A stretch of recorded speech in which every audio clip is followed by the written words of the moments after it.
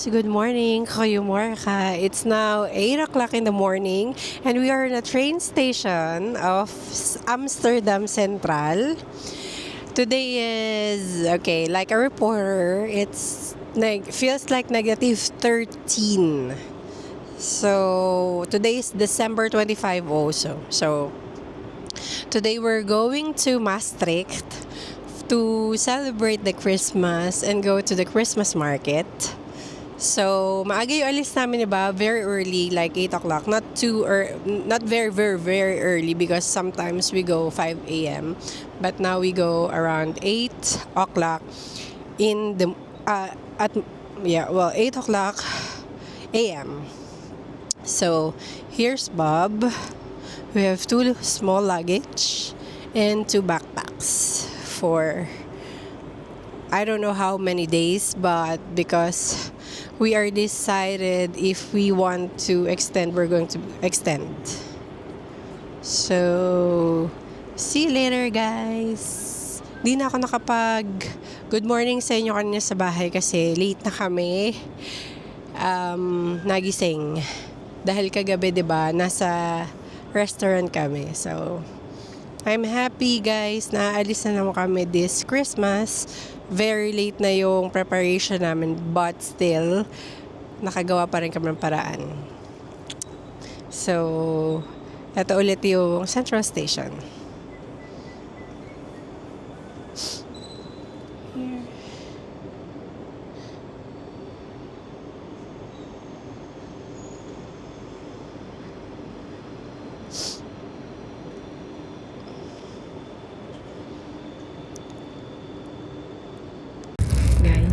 Nandito na kami sa train. Walang ganong tao. Ito nga pala yung itsura ng train dito. Mahigsi lang ngayon kasi throughout Netherlands lang naman yung aming Pasko, yung travel namin. And then from Amsterdam Central to Maastricht is 2 hours. Right? Just 2 hours. So, madali lang. Dito na ako nag-agahan. Kumain na ako ng sandwich kasi nga late na kami. And then, si Bob kanina kumain na. So, maghihintay lang kami ng 2 hours. It's already, what time is it? 8? 20. And ganito pa rin yung araw. Look, ganda no? Nag-aagaw yung yellow, orange, and blue. Tapos parang may green siya sa gitna. Yan yung currently madilim pa ng 8:23. So pasikat siguro ng araw ng 8:30 or 8:45. So maganda yung Maastricht sa Christmas. First time namin dito. Nakita namin sa internet, of course, kung gano'n. Sobrang late na yun ng pag-book namin kasi hindi namin alam kung saan kami man Christmas. Tapos, napakamahal kasi kung lilipad kami. And ngayon, may problema ngayon sa airport na naiiwan yung bagahe, diba ba? So, pinili na lang namin na hindi mag-fly kasi mas magastos kung may iwan dito yung luggage namin. Tapos, bibili na naman kami doon. So, kasi ganun nga nangyayari dito. 4 days lang naman or a week yung ilalaan namin. So, actually, free na kami hanggang January 5. So, mahaba-haba yung holiday kasi ngayong Christmas is napaka-strange nung day. It's Thursday. So, always long holiday until New Year. So, ayun. Stay tuned na lang guys at papakita ko sa inyo kapag nasa Maastricht na kami. So guys, malapit na kami. After 2 hours and 15 minutes, nandito na kami. Nakatulog ako kasi nga antok na antok ako. Sobrang late na kami kagabi. Natulog nung araw pero negative 13 talaga. So, napakalamig niya. Hindi siya biro. Naglagay na rin ako ng, hindi siya lipstick, pero para siyang yung pau na lip gloss. So, malapit na kami sa Maastricht. See you there.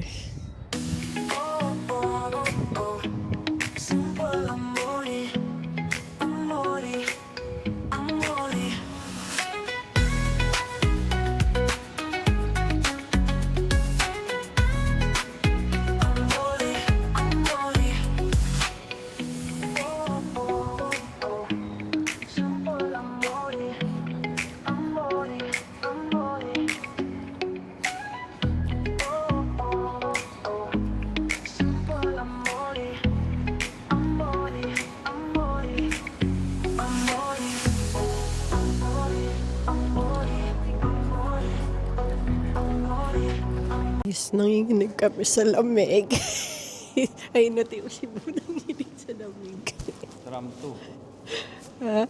Ang lamig, grabe. Super lamig, guys. As in, negative 14.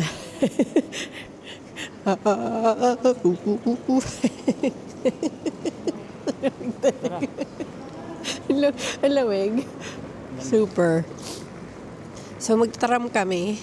Instead na maglakad kasi malamig. Di namin kakayanin. Stop lang naman. Tara. Saan yung tram? There. So, tignan mo yung station nila, guys. Maliit lang. Kasi nasa labas lahat ng train doon. Doon kami galing dyan. So, yun. Ayan. Kumar. 2 or... Wait. So, ito na yung paglabas ng station. Here. Ang lamig talaga. Sobra. Nanginginig ako sa lamig. Kay Kiss. Bus 2. So, sasakay kami ng bus or tram. Oh, napakalamig.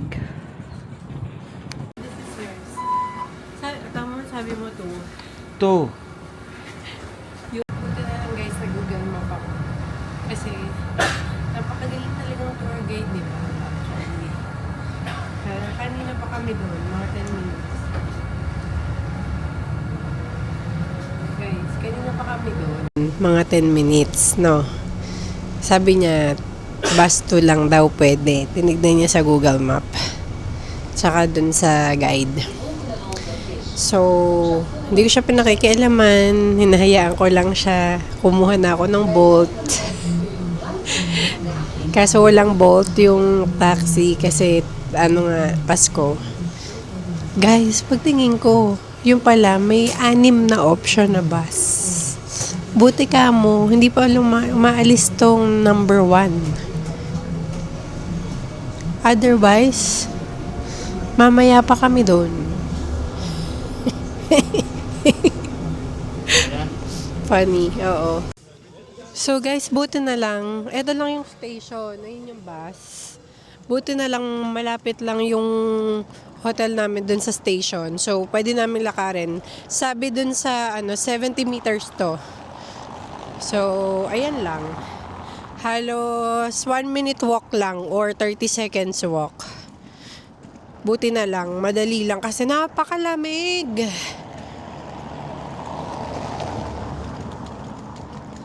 I hope na tama yung nabook kong hotel. Ayun, meron naman dito. Sino to? 1801 Petrus Rehout 1808 to 1878. So let's go.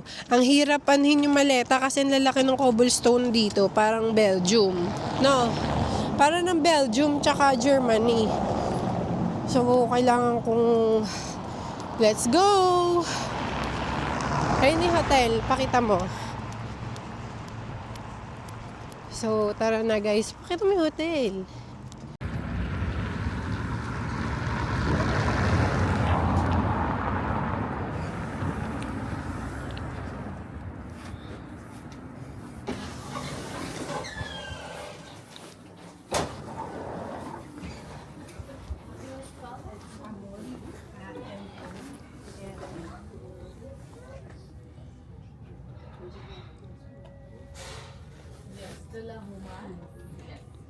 So the rooms, they are not ready yet. You can leave your luggage here, the first white door on the left side. And if you need to take a bathroom, it's here on the right side, behind the pavilion. Yes, have a good day. And then check-in is So, hi guys! On natin yung mic para marinig nyo ako kasi masyadong malamig. So, ayan na. Nagbalot na ako ng leeg ko kasi kanina hindi naman nakabalot kaya lamig na lamig ako. Do you have shawl? Wala kang dala? So, 3 o'clock pa kami. 11:30 pa lang. Makakapag check-in. So, iniwan muna namin yung aming small luggage sa hotel. So, naka-gloves na kami ni Bob. Nakapang-ski kami na nakapang-ski kami na na leggings. So, maglalakad-lakad lang kami dito papuntang Freihof. Yeah. So, eto yung nilalakaran namin guys. Cobblestone for sure. Dito kami galing na station. Tapos look at that. Meron ditong cross like sa Catholic. Yung gilid ng building. Here. Ganun sila. Yan. So, eto. Pero straight ahead lang kami. Papunta sa Freihof. So, dito sa pedestrian, una ang tao, kaya pwede kaming tumawid. Ito yung centrum na to guys, central. Ganon. So, malapit. Parang sa hotel namin, 10 minutes walk. Going to the Christmas market tsaka mismong center. Yan. Against sa light ang ating paglalakad. So, dito sa may hotel namin, may restaurant. Ayan o, Chinese restaurant, Bob. Chinese, malapit. Tapos may piece of cake, ibig sabihin cafe ito. So, may option tayo. Pero kasi, ayan, Christmas opening. 25 close, 26 close. So, wala tayong choice dyan. We don't have a choice. So, mamaya, titignan ko guys kung meron pang restaurant na pwede kami ni Bob. Or, di binili na lang kami ng food mamaya. Doon sa Cantonese restaurant. No, Bob? Bago may pupip. Bago mag 6 o'clock. Ito, restaurant. Oo nga. Sayan natin to. Stay. Lekker. What is this restaurant? Ang cute guys. O, tiyan mo. Fritz, Bob. Fritz Roy. Ang cute. Look.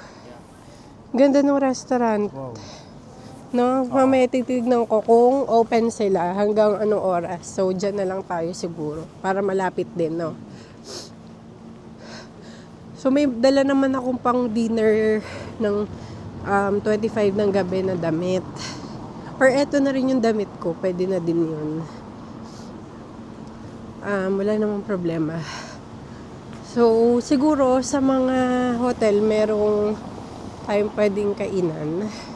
Yun yung problema guys, kapag 25 and 26 lahat dito sarado. Mostly. So mamaya, yung mga bar, yung mga inuman, yun magbubukas yun, di ba Bob? Kasi feast nga, yung pagsasaya nga. Maaga pa. Oo, maaga-aga pa. Yung mga bar, ito tiyan mo guys, yung nilalakaran namin, ayan o. May tower na. Simbahan to, kasi may cross dun sa sa harapan. Ayun no. Meron siyang cross. Against kasi sa lights. So, tiyan natin pag hindi against sa lights. Ayan siya. Ayan no. So, simbahan siya. Tapos, eto, Tony and Guy, syempre, gupitan. Baka sarado din sila kasi 25. Probinsya kasi itong Maastricht, guys, ng Netherlands. Isa sa malaking probinsya ng Netherlands. So, ayun. May mga bar doon. Tawid tayo, babe. Ang daming naman dito, yung inuman ng mga beer. So, Wala tayong po problemahin doon pag gusto natin magpika-pika, no, babe? Yan, o. Yan, may Hotel Cocktails Kitchen. Yan. Ito yung mga sasay ko sa yung mag-open mamaya for sure. Dahil ngayon lang sila kikita ng mas malaki dahil maraming tao. Yan. Kaso talagang against the light eh. Dala pa namin yung backpack namin kasi nga hindi namin pwede itong ilagay sa hotel. Yan. Ang ganda ng street. Oh my God. Ang kipot niya. Tapos, ayan, may mga decorations. Pero walang ganong tao. Guys, sanay kami ni Bob ng ang street lagi. Nang ganitong oras kapag Christmas. Even Belgium, even Prague. Ganito. Wala siyang ganon tao. Tapos magkakatao lang siya kapag may Christmas market na. Ayun, ganyan lang siya. Ayun, oh. Yan. May mga stores dito sa gilid. Yan, oh. May mga gawaan. Ito, mga grocery, Zayman. Yan. Ganda, no? Kasi walang ganong tao. Peaceful siya. So, natutuwa ako, guys, kasi ayun, natutuwa kami ni Bob kasi every Christmas, hindi namin napapakita sa inyo yung mga ganap namin. Pero talaga every Christmas, wala nga kami sa bahay. So, ayun. First time namin ulit in 8 years na nagpasko sa Netherlands. Pero kasi eto, halos 15 minutes, Belgium na, 15 minutes. Ano na ba? Germany. So, parang border siya. Kaya, okay lang. So, nakakatuwa naman na malapit kami sa lahat. Ayun na yung mga restaurant. Malapit na, guys. So, siguro, papakita ko sa inyo to. Ito yung Fryhof. Yung Fryhof niya is spelling is V-R-I-J-H-O-F. Kasi nga ang I dito is I-J. Fryhof. Ayun, open na. Papakita ko sa inyo yung first part. Ito. Ang ganda. Look, guys. Ayan, o. Lalapit pa ako. Kasi, ito yung tower na sinasabi kong Fryhof. Tapos, meron siyang what is that, Bob? Wheel. That wheel. What is that wheel?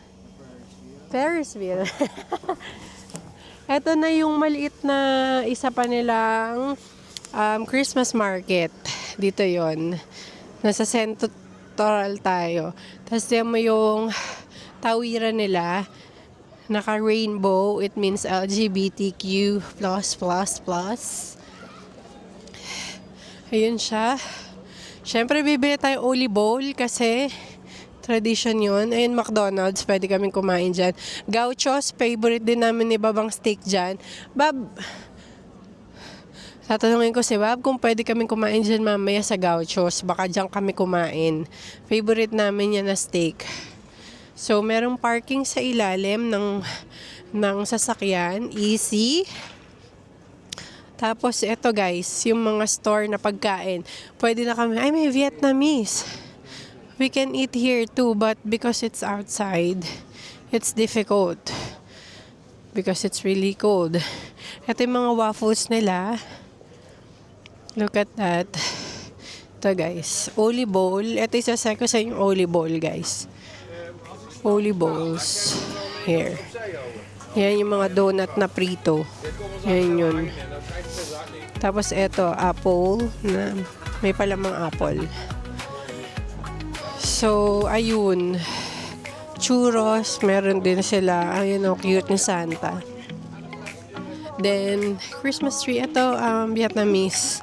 May spring rolls, may kipsate, but because it's really cold. So guys, siguro hanggang dito muna ako. Enjoyin muna namin ni Bob tong Christmas. So papakita ko na lang ulit sa inyo tomorrow yung mga makikita ko today. And sana manood kayo kasi super exciting nito and kakaiba sa inyong mga mata or sa inyong makikita. And we'll see you guys tomorrow. Have a lovely face daken. Merry Christmas, Happy Christmas. And thank you for supporting Simple Amori. Bye-bye!